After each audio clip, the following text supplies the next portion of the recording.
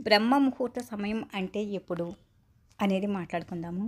ఏదైనా మంచి పని కోసం బయలుదేరాలన్నా, ఏదైనా శుభకార్య నిమిత్తం ఊరికి వెళ్ళాలన్నా, బంధువుల ఇంటికి వెళ్ళాలన్నా, మంచి వారం, తిథి, నక్షత్రం, రాహుకాలం, దుర్ముహూర్తం చూడడం సర్వసాధారణం కదా.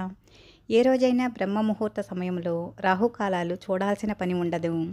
అసలు బ్రహ్మ ముహూర్తానికి సమయం అంటే ఎప్పుడు, ఏంటి అనేది మాట్లాడుకుందాం. సూర్యుని సారథి పేరు అనూరుడు.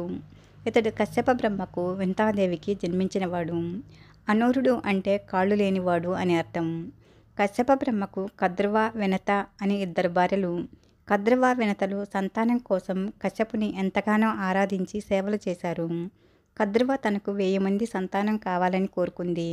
వినత తనకు 2 కొడుకులు చాలని, అయితే వారిద్దరూ మహాకీర్తిమంతులు, బలవంతులుగా ఉండాలని కోరుకుంది.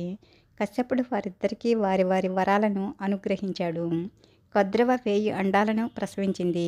వినత 2 అండాలను ప్రసవించింది. కద్రువకు తన 1000 అండాల నుండి ఆదిశేషుడు, వాసుకి, తక్షకుడు, కర్కోటకుడు మొదలైన 1000 మంది నాగులు జన్మించారు.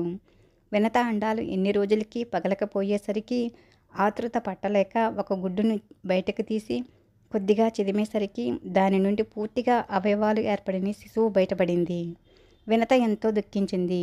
తపశ్శక్తి వలన జన్మించిన ఆ శిశువు తనకు కాళ్ళు లేనందున దుఃఖించి 500 సంవత్సరాలు తన సవతి కద్రువకు దాసిగా జీవించమని శపించాడు. తల్లి కొడుకుల దుఃఖానికి కులవృద్ధుడైన బ్రహ్మదేవుడు ప్రత్యక్షమై వినతను దండించి సగం దేహంతో ఉన్న అనూరుని ఆశీర్వదించి సూర్య సమకాంతితో వర్ధిల్లగలవని చెప్పి, నీ శరీరకాంతి ప్రసరించిన చోట దుష్టగ్రహాలు పనిచేయవని, నీవు భూలోకంలో ఉండే సమయాన్ని ఇక నుండి బ్రహ్మకాలంగా అందరూ పరిగణిస్తారని వరమిచ్చాడు. అనూరుణ్ణి సూర్యుని సప్తాశ్వరథానికి సారథిగా నియమించాడు బ్రహ్మదేవుడు.